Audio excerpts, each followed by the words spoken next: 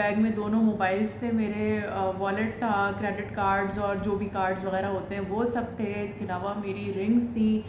بھائی اپنی 1 to 5 full speed سے بھگائی اور شان سرکل سے وہ رائٹ کٹ کر گیا فورم مال کی جانب. اور بس وہ 3-4 سیکنڈ تھے، اس کے بعد ایک دم سے سمجھ آیا کہ نہیں بھائی یہ بائک کے ہینڈل میں بیگ نہیں پھنسا تھا بلکہ یہ سنیچنگ کی کوشش تھی. السلام علیکم، کیا حال ہے آپ سب کی؟ امید کرتی ہوں خیریت سے ہوں گے، ٹھیک ٹھاک ہوں گے. اور اس وقت جو اتنا مسکرا کے میں آپ کی خیریت دریافت کر رہی ہوں، یہ سینیریو کوئی اور بھی ہو سکتا تھا.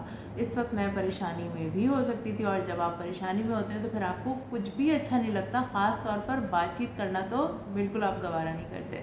تو لاسٹ نائٹ ایک ایسا ہی انسیڈنٹ ہوا جس میں اللہ تعالیٰ نے ہمیں بہت بال بچایا. اور جب ایسا کوئی معاملہ ہوتا ہے تو اس میں آپ یہ سوچنے لگتے ہیں کہ یہ پریشانی جو آ سکتی تھی لیکن نہیں آئی اللہ کے کرم سے، اور آپ بچ گئے ہیں، حفاظت کے ساتھ ہیں، محفوظ ہیں، تو پھر آپ غور و فکر کرتے ہیں، اللہ کا شکر بھی ادا کرتے ہیں. تو یہ ہے کل رات 9:30 پونے 10 بجے کے درمیان کا واقعہ. اور جو لوکیشن ہے وہ میں آپ کو بتاتی چلوں کہ فورم مال سے جب آپ آتے ہیں 2 تلوار کی جانب، یعنی جب اوشن مال آتا ہے، اور اوشن مال سے پہلے باٹا، ہش پپیز، انڈیور، آئیڈیاز، یہ سارے آؤٹلیٹس بنے ہوئے ہیں. اور یہ سروس روڈ کی میں آپ سے بات کر رہی ہوں. دیکھیں ایک تو بڑا ہی وہ فاسٹ لین ہے، اور دوسرا وہاں پر رش بھی کافی ہوتا ہے اور ٹریفک بھی رہتا ہے، پولیس موبائل بھی اکثر کھڑی ہوتی ہے. لیکن کل ہمارے لیے انفارچونیٹلی اور اس اسنیچر کے لیے لکیلی کل موبائل مین نہیں تھی موجود. بس ہم نے گاڑی اپنی پارک کی ہے اور ہم نکلے ہیں جسٹ کہ چلے روڈ کراس کر کے ہم نے سامنے شاپس پہ جانا ہے. اتنے میں جو بائک والا آ رہا تھا ہم اسی کے انتظار میں تھے کہ یہ گزر جائے تو ہم وہاں سے روڈ کراس کریں گے. اور میرا جو ہینڈ بیگ ہے وہ میرے لیفٹ شولڈر پہ تھا، رائٹ سائڈ پہ میں ہینڈ بیگ نہیں لیتی، اور میری عادت ہے کہ ہینڈ بیگ کو میں اس طریقے سے پکڑ کے رہتی ہوں. ہلکا سا کوئی ہاتھ ہوتا، کوئی اتنا نہیں کہ مضبوطی سے اس کو گرپ کیا ہوا. تو ابھی جسٹ میں ریکال بھی کر رہی ہوں نا، تو مجھے ایک دم سے رونگٹے کھڑے ہو رہے ہیں، اور میں سوچ رہی ہوں کہ خدا نخواستہ یہ واقعہ ہمارے ساتھ ہو جاتا تو پھر کیا ہوتا. تو یہ میرا بیگ یہ میرے شولڈر پہ تھا، اور اس کے یہ سٹیپس کافی مضبوط ہیں، بہت اچھا. اور دن میں ہی میں کسی سے بات کرتی، میں نے کہا یار یہ میرا بہت اچھا بیگ ہے، اس میں کافی اسپیس ہے، بہت ساری پاکٹس بھی دی ہوئی ہیں.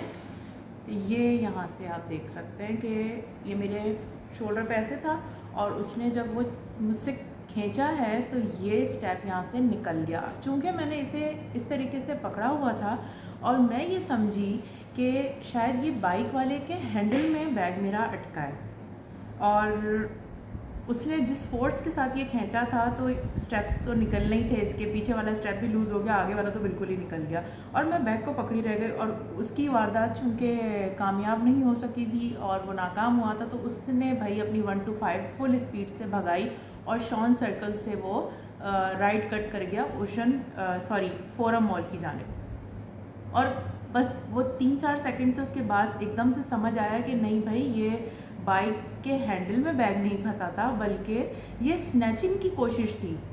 And I was like dumb. اور میرے ہسبینڈ کے ہاتھ میں ان کا والیٹ، کریڈٹ کارڈ پاؤچ اور ان کا موبائل وہ انہوں نے ہاتھ میں کیری کیا ہوا تھا، اور میرے ہاتھ میں بس یہ بیگ لٹکا ہی رہ گیا، اور مجھے کچھ سمجھ نہیں آیا. اور آئی واز سو نم کہ بس اب گھر چلتے ہیں. مطلب ایک دم سے کہتے ہیں نا وہ ہوائیاں آپ کی اڑ جاتی ہیں، آپ کے چہرے پہ وہ چیز آ جاتی ہے. اور سامنے جو ہش پپیز پہ جو ورکرز تھے وہ سارے بیچارے باہر آ گئے، گارڈز وغیرہ بھی سب بیٹھے ہوتے ہیں. دیکھیں یہ جو وارداتیں ہوتی ہیں نا یہ اتنی سڈن ہوتی ہیں کہ آپ کو کچھ سیکنڈز تک کچھ سمجھ نہیں آتا کہ یہ ہوا کیا ہے. تو جتنے بھی ورکرز تھے سامنے شاپ سے وہ نکل آئے، انہوں نے آ کے خیر خیریت پوچھی کہ is every thing all right. میں نے کہا نہیں اللہ کا بہت شکر ہے، اللہ نے بچت کی. بیگ میں دونوں موبائلس تھے میرے، والیٹ تھا، کریڈٹ کارڈز اور جو بھی کارڈز وغیرہ ہوتے ہیں وہ سب تھے. اس کے علاوہ میری رنگز تھیں، اور بس اللہ نے جو ہے نا بڑا کرم کیا اس لمحے. بس میں اللہ کا مستقل شکر ادا کرتی رہی. تو وہ اکثر آپ نے سنا نا کہ کبھی کوئی پریشانی آتی ہے تو ہم کسی کو اگر شیئر کرتے ہیں، سامنے والا ہمیں کہتا ہے جی صدقہ دو، کوئی برائی تھی جو ٹل گئی. میں یہ کہتی ہوں کہ صدقہ ہمیشہ برائی کو ٹالنے کے لیے ہوتا ہے نا. کوئی بری گھڑی آ رہی ہو، کوئی مصیبت آ رہی ہو، تو آپ پہلے سے ایڈوانس میں یہ چیزیں، یہ معاملات اپنی زندگی میں رکھیں، کیونکہ صدقہ واقعی بلاؤں کو ٹالتا ہے. اور صدقہ ہر چیز کا ہو سکتا ہے. دیکھیں راہ چلتے اگر آپ کوئی پتھر بھی ہٹا رہے ہیں نا کہ کسی اور کو پریشانی نہ ہو, کوئی کیلے کا چھلکا, کوئی پھلوں کے چھلکے, یہ اکثر میں نوٹ کرتی ہوں کیونکہ ہماری لوکیشن پہ فروٹس کی ایک لائن سے شاپس بنی ہوئی ہیں اور وہاں ارد گرد میں فٹ پاتھ پہ مجھے موسٹلی کیلے کے چھلکے وغیرہ نظر آتے ہیں, تو وہ میں سائڈ پہ کرتی جاتی ہوں. اور کبھی بھی کوئی ایسی چیز جو مجھے کرتے ہوئے یہ احساس ہو کہ یہ اچھا عمل ہے یا نیکی کا ہے, تو میں فوراً دل میں اللہ سے کہتی ہوں کہ اللہ تعالیٰ یہ چیز میں نے اس راستے سے ہٹائی کسی اور کی سہولت کے لیے, تو میرے لیے آسانی کا معاملہ فرمانا یا مجھے اپنی حفاظت میں رکھنا. اور یہ میرا عمل ہے کہ گھر سے نکلنے سے پہلے میں کچھ میرے پڑھنے کے وظائف کہہ لیں یا آپ کچھ چھوٹی چھوٹی سی دعائیں ہیں جو میں تیار ہو رہی ہوتی ہوں تو وہ میں مستقل پڑھتی رہتی ہوں.